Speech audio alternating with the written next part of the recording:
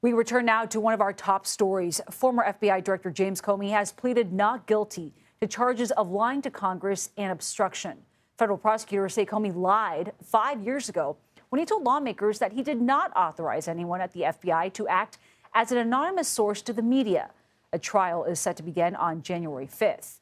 CBS News legal contributor Caroline Polisi joins us now to talk about all this. Caroline, very good to see you here.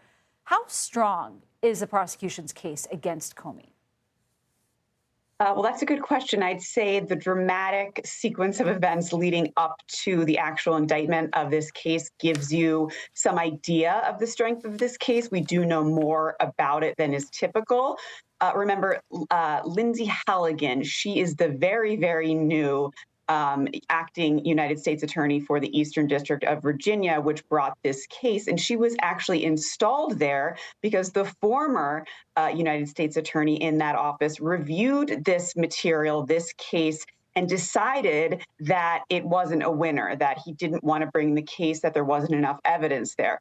Additionally, a special counsel, you'll remember John Durham, looked into this very issue. Remember, this is a 5-year-old case, so it's been sort of, banging around different attorneys' desks for a while now. They got it in just under the statute of limitations, but it's a pretty thin, bare-bones case. We'll know more about the government's evidence in the weeks and months to come because they will have to turn over their discovery.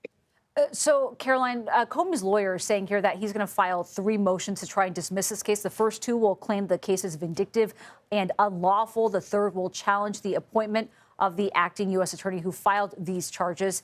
Looking at those first 2, how would the defense argue here that the case is vindictive and unlawful? Yeah, so those first 2, both vindictive and selective prosecution, are defenses that are, that many defendants make very, very difficult to prove. Selective prosecution, you have to show basically that you were singled out in the face of other people of your position having done the same felony or crime, and then malicious prosecution being that it was done in retaliation for having exercised a constitutional right. Typically very, very hard to prove because of prosecutorial discretion, right? They can't go after every single person. However, in this instance, there is a pretty strong case here, given this paper trail of tweets that we have from President Trump.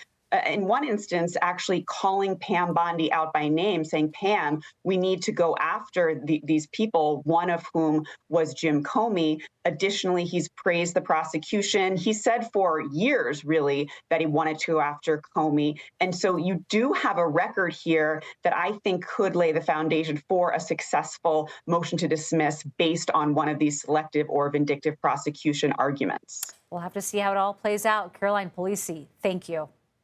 Thank you.